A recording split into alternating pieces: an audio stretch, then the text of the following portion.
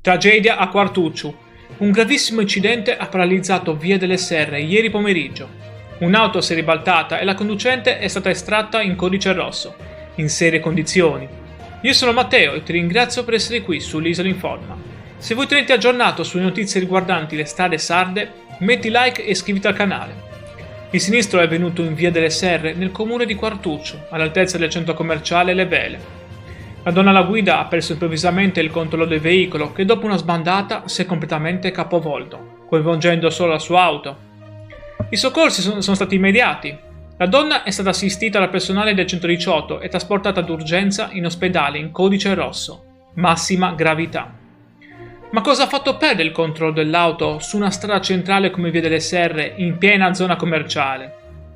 I carabinieri del nucleo radiomobile di Quartu stanno effettuando rilievi per ricostruire l'esatta dinamica. Iscriviti e metti like per sostenere l'informazione sulla sicurezza stradale in Sardegna. Non mi stancherò mai di dirti grazie e ti auguro una stupenda giornata.